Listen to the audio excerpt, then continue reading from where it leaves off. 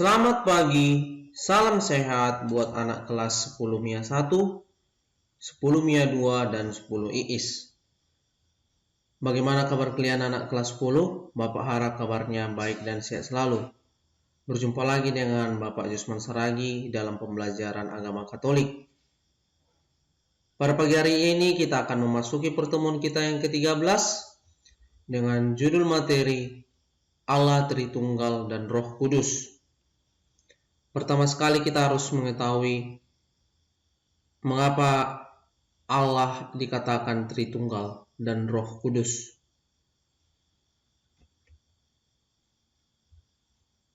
Mari kita perhatikan sama-sama peta konsep. Allah Tritunggal dan Roh Kudus. Tritunggal Maha Kudus dan peran Roh Kudus bagi gereja dibagi atas dua. Yang pertama itu Tritunggal Maha Kudus, yaitu pengajaran gereja atau dogma atau ajaran-ajaran resmi dalam gereja Katolik tentang Tritunggal yang Maha Kudus sebagai ungkapan iman akan Tritunggal dalam gereja. Dan yang kedua, peran Roh Kudus bagi gereja, yaitu lambang-lambang Roh Kudus, karya dan karunia Roh Kudus. Roh Kudus memelihara dan membimbing gereja Katolik. Jadi kita harus mengetahui pertama sekali Allah Tritunggal dan Roh Kudus itu yang bagaimana. Maka dari itu Bapak harap harus dipahami terlebih dahulu konsep yang Bapak buat ini. Judul besarnya Allah Tritunggal dan Roh Kudus. Dibagi menjadi dua, Tritunggal Maha Kudus dan peranan Roh Kudus bagi gereja. Tritunggal Maha Kudus itu sebagai pengajaran gereja, sementara peran Roh Kudus itu sebagai lambang-lambang Roh Kudus, karya dan karunia Roh Kudus. Banyak orang yang mempertanyakan ajaran tentang Trinitas, bahkan banyak orang yang bukan Kristen mengatakan bahwa orang Kristen percaya akan 3 Tuhan. Tentu saja hal ini tidak benar. Sebab iman Kristiani mengajarkan Allah yang Esa, yang artinya satu. Namun bagaimana mungkin Allah yang Esa ini mempunyai 3 pribadi? Begitulah sekarang menjadi pertanyaan bagi kita dalam hati kita. Jadi Allah kita itu hanya satu, Esa, bukan 3. Jangan gara-gara dibilang Allah Tritunggal yang Maha Kudus, Bapa, Putra, dan Roh Kudus, jadi kita anggap Allah kita itu 3. Itu salah, pemikiran yang salah. Jadi Allah Tritunggal yang Tritunggal itu artinya Allah yang Esa, satu. Memahami hal ini memang diperlukan keterbukaan hati memandang Allah dari sudut pandang yang mengatasi pola berpikir manusia. Jika kita berkeras membatasi kerangka berpikir kita bahwa Allah harus dapat dijelaskan dengan logika manusia semata-mata, maka kita membatasi pandangan kita sendiri, sehingga kehilangan kesempatan melihat gambaran yang lebih luas tentang Allah. Jika kita berpikir demikian, kita bagaikan memakai kacamata kuda. Kita mencukupkan diri kita dengan pandangan Allah yang logis menurut pikiran kita, dan tanpa kita sadari, kita menolak tawaran Allah itu sendiri agar kita lebih dapat mengenal dirinya yang sesungguhnya. Nah, kita tahu Tritunggal yang Maha Kudus itu terdiri dari Allah Bapa, Putra, dan Roh Kudus. Mengapa dikatakan Allah Bapa? Karena Allah itu memang Esa, satu, Bapa. Bapa itu Allah. Dan mengapa dikatakan Putra? Karena sebutan Putra ini ditujukan kepada jati diri Yesus Kristus sendiri sebagai Putra Allah yang dari Bapa itu sendiri. Dan mengapa dikatakan Roh Kudus? Karena Yesus Kristus ketika di dalam rahim Maria, atau ketika Maria menerima kabar gembira dari malaikat Gabriel, Yesus Kristus itu dikandung dari Roh Kudus. Jadi Yesus Kristus sebagai putra Allah dalam kandungan Bunda Maria itu dalam wujud Roh Kudus yang membungkusnya, yang menutup bungkus Yesus Kristus dalam rahim Maria itu sendiri dari Roh Kudus atau dari Bapa itu sendiri. Jadi Allah Bapa, Putra dan Roh Kudus ini satu kaitan, tidak bisa dipisahkan. Ibaratkan seperti kopi, gula dengan susu, satu hakikatlah antara yang tiga ini. Nggak bisa dipisahkan antara Bapa dengan Anak atau Putra ini. Begitu juga dengan Roh Kudus. Mereka itu satu ikatan, satu kaitan. Jadi tidak bisa terpisahkan seperti itu. Nah, ini dia. Allah Bapa,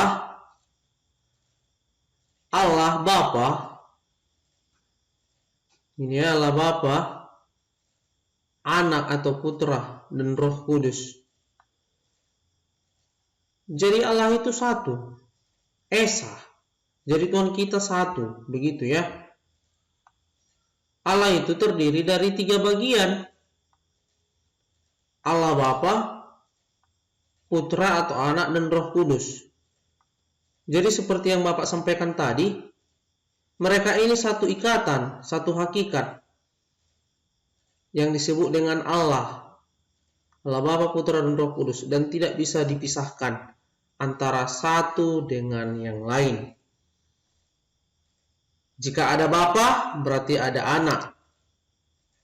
Jika ada Anak, berarti ada Bapa. Begitulah kira-kira kalau kita berpikir. Nah, kalau kita lihat gambar berikut, kita amati dulu gambar berikut. Nah, ini kira-kira di surgawi lah ini ya. Inilah Yesus Kristus, inilah Bapaknya, Allah itu sendiri. Yesus Kristus selalu duduk di sebelah kanan Allah Bapa atau di sebelah tangan kanan Allah Bapa. Nah, sesudah kita amati,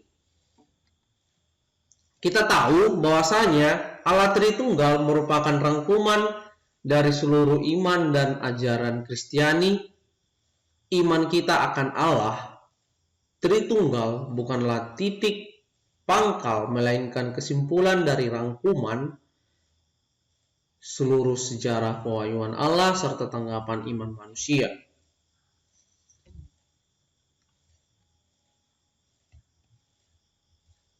Inti pokok iman akan Allah Tritunggal ialah keyakinan bahwa Allah atau Bapa menyelamatkan manusia dalam Kristus, Putra, dan oleh Roh Kudus. Allah Tritunggal atau Trinitas, Bapa, Putra, dan Roh Kudus yang satu hakikat merupakan doktrin atau ajaran-ajaran dalam Gereja Katolik. Doktrin dan dogma itu hampir sama. Sama-sama merupakan ajaran dalam Gereja Katolik. Ajaran resmi. Yang sukar dan membingungkan kita, kadang-kadang orang Kristen atau kita sendiri dituduh mengajarkan pemikiran yang tidak masuk akal atau tidak berlogika, yang merupakan pernyataan yang salah. Mengapa tidak memakai formula atau istilah Trinitas bukan menjelaskan relasi 3 Allah, atau yang sering dikatakan oleh sekte Unitarian kepada orang Kristen? Tritunggal bukan berarti triletisme, yaitu di mana ada 3 keberadaan yang 3-tiganya adalah Allah. Ini tadi dia. Tritunggal bukan berarti triteisme atau 3 keberadaan yang 3-tiganya adalah Allah. Jadi Allah itu satu, Esa ya. Kata Trinitas dipergunakan sebagai usaha menjelaskan kepenuhan dari Allah, baik dalam hal keesaannya maupun dalam hal keragamannya. Formulasi Trinitas yang telah dikemukakan dalam sejarah adalah Allah itu satu atau esensi dari tiga pribadi. Formula ini memang merupakan suatu hal yang misteri, tetapi tidak berlawanan. Keesaan dari Allah dinyatakan sebagai esensinya atau keberadaannya, sedangkan keragamannya diekspresikan dalam tiga pribadi.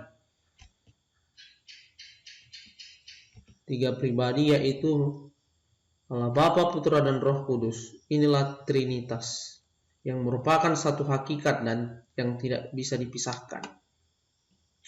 Istilah Trinitas sendiri tidak terdapat dalam Alkitab. Namun, konsepnya dengan jelas diajarkan oleh Alkitab. Di satu sisi, Alkitab dengan tegas menyatakan keesaan Allah dalam Kitab Ulangan 6 ayat 4 bisa kamu jumpai, atau bisa kamu buka dalam Kitab Ulangan 6 ayat 4 di kitab sucimu. Dalam kitab 1 Korintus juga ada, 1 Korintus 8 ayat 4 sampai 6, 1 Timotius 2 ayat 5 sampai 6 juga ada, dan kitab-kitab lainnya. Di sisi lain, Alkitab dengan tegas menyatakan keilahian tiga pribadi. Ini ya, tiga pribadi dari Allah Bapa, Putra atau Anak, dari Allah Bapa, Putra atau Anak, dan Roh Kudus. Doktrin Tritunggal tidak secara lengkap menjelaskan tentang karakter Allah yang bersifat misteri. Sebaliknya, doktrin ini memberikan perbatasan yang tidak boleh kita langkahi. Doktrin ini menjelaskan juga sebagai batas pemikiran kita yang terbatas, yaitu doktrin Tritunggal itu sendiri atau doktrin Trinitas ini ya, Allah Bapa, Putra, dan Roh Kudus. Menurut kita, untuk setia pada wahyu ilahi yang menyatakan bahwa dalam satu pengertian Allah adalah Esa, dan dalam pengertian lain Dia adalah tiga. Allah adalah Esa atau satu. Tapi dalam pemikiran lain atau pengertian lain, Allah itu adalah tiga. Jadi kalau ada berpikir di antara kita Allah itu adalah tiga, itu salah. Allah itu satu, Esa. Tetapi tiga pribadi, Allah Bapa, Putra, dan Roh Kudus. Tetapi mereka ini satu hakikat, tidak bisa dipisahkan. Seperti yang Bapak bilang tadi, jikalau ada Bapa, pasti ada anak atau putra. Jikalau ada anak, pasti ada Bapa. Bapa dan anak tidak bisa dipisahkan. Mereka adalah satu. Nah, doktrin Tritunggal juga meneguhkan kesatuan Allah di dalam tiga pribadi. Ini dia doktrin Tritunggal. Meneguhkan kesatuan Allah dalam tiga pribadi. Inilah kesatuan Allah itu sendiri. Inilah pribadi Allah. Jadi Bapa, Putra, dan Roh Kudus ini adalah pribadi dari Allah yang merupakan tiga pribadi.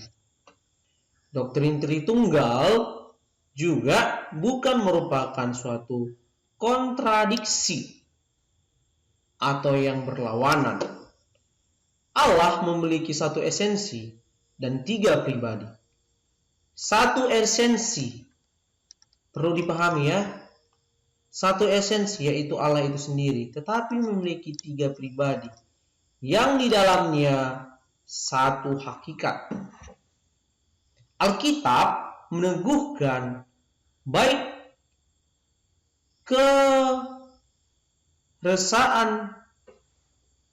keesaan Allah itu sendiri dan keilahian dari Bapa, Putra, dan Roh Kudus, dan 3 pribadi lainnya. Alkitab juga meneguhkan baik keesaan Allah dan keilahian Bapa dalam Roh Kudus. Ketiga pribadi di dalam Tritunggal dibedakan juga melalui karya yang dilakukan oleh Bapa, Anak, dan Roh Kudus. Doktrin Tritunggal ini memberikan batasan pada spekulasi manusia tentang sifat Allah. Kita lanjut.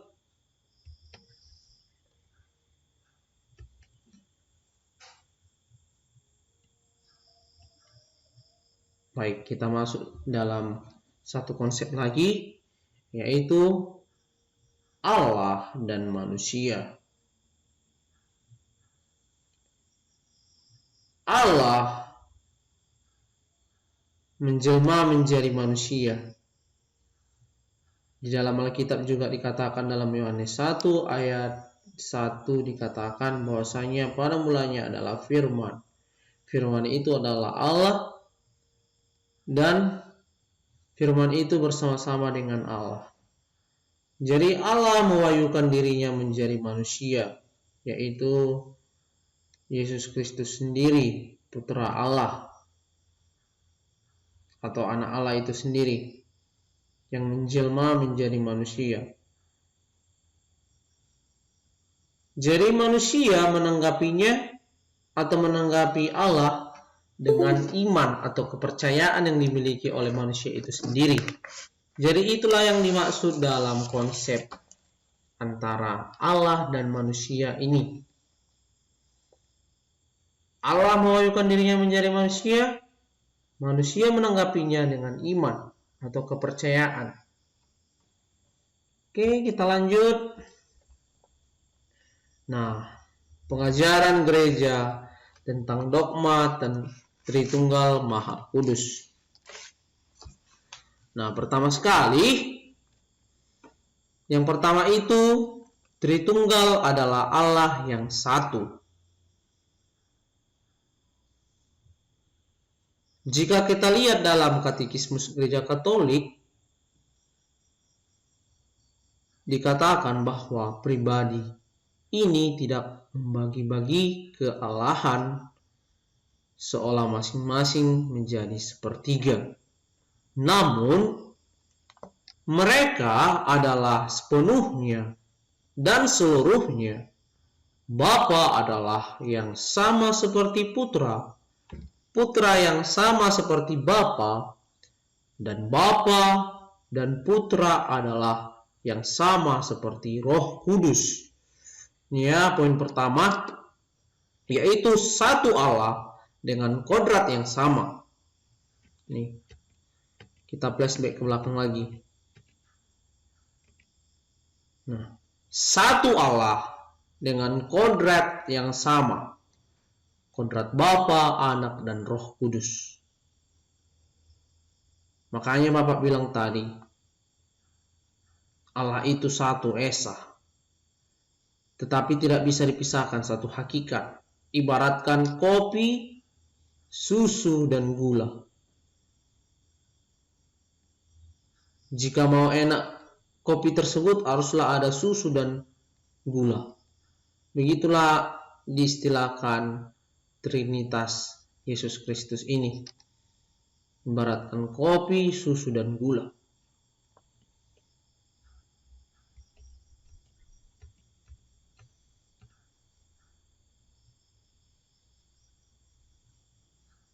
Karena kesatuan ini, maka Bapa seluruhnya ada di dalam Putra.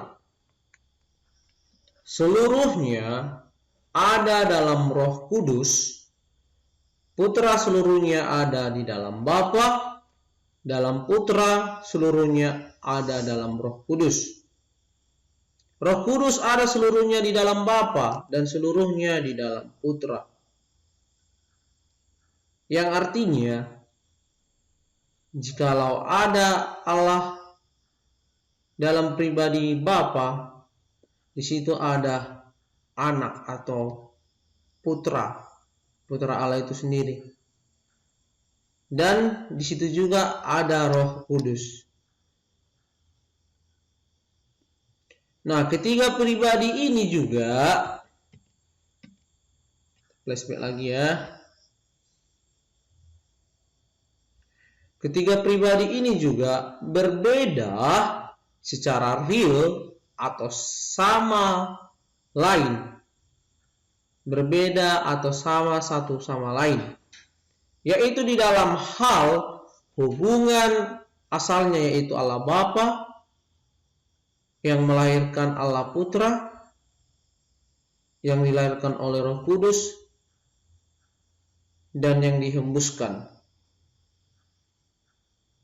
Dalam buku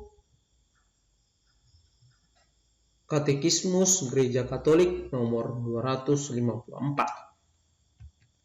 Kita lanjut.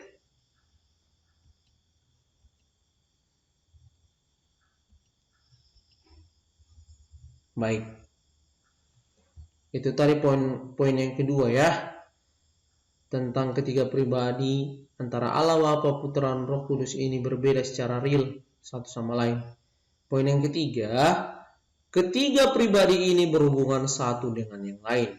Jelas sekali, satu hakikat tidak bisa dipisahkan antara Bapa, Putra, dan Roh Kudus.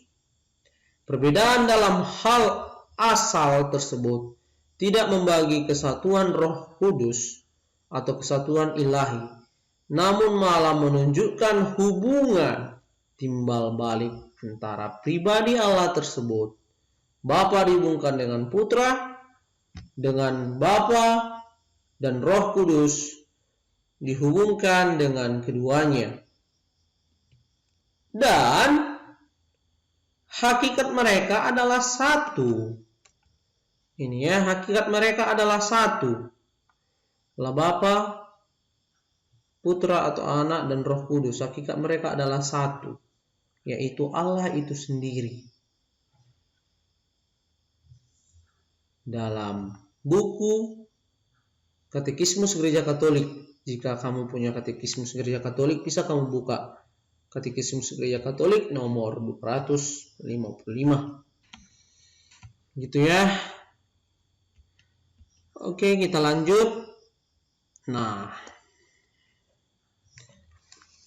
di dalam kitab suci atau teks kitab suci tentang Allah Tritunggal bisa kamu temui dalam Injil Yohanes 10 ayat 30 dan Yohanes 14 ayat 9, Yohanes 17 ayat 21, Yohanes 17 ayat 5, Yohanes 1 ayat 1 sampai 3, Yohanes 15 ayat 26 juga bisa kamu temukan tentang kealahan Tritunggal dalam kitab suci. Dan Yohanes 14 ayat 6 dan dalam Injil Matius 28 ayat 18 sampai 20 juga.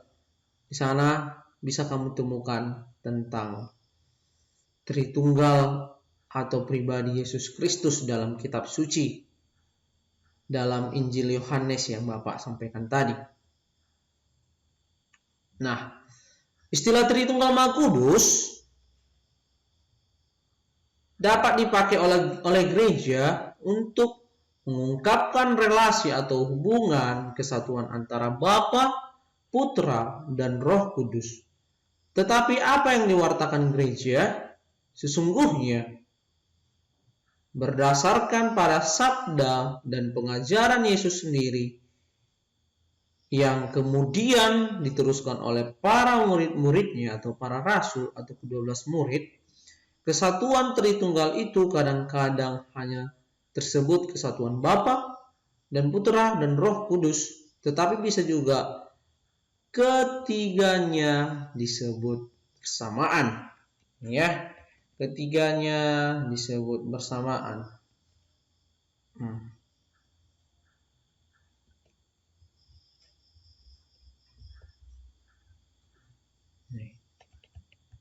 Jadi untuk itu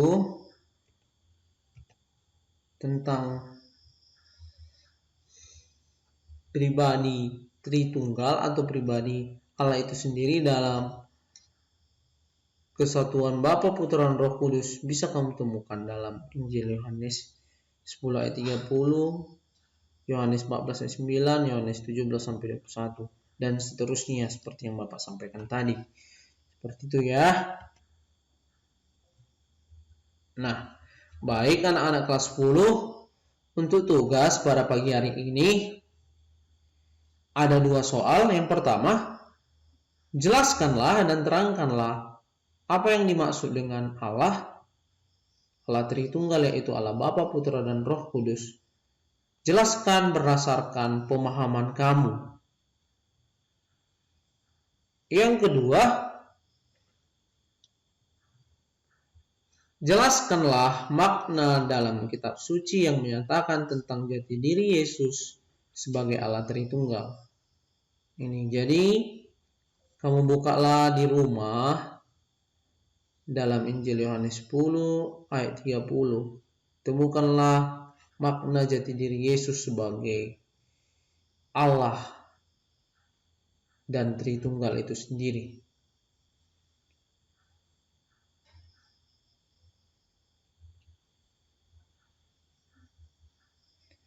Sekian dan terima kasih. Tetap semangat anak kelas 10 dalam pembelajaran agama dan dalam pembelajaran daring kita.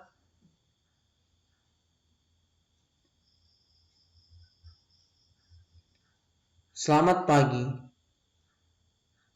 Salam sehat. Tuhan Yesus memberkati. Saya Bapak Jusman Saragi mengucapkan terima kasih.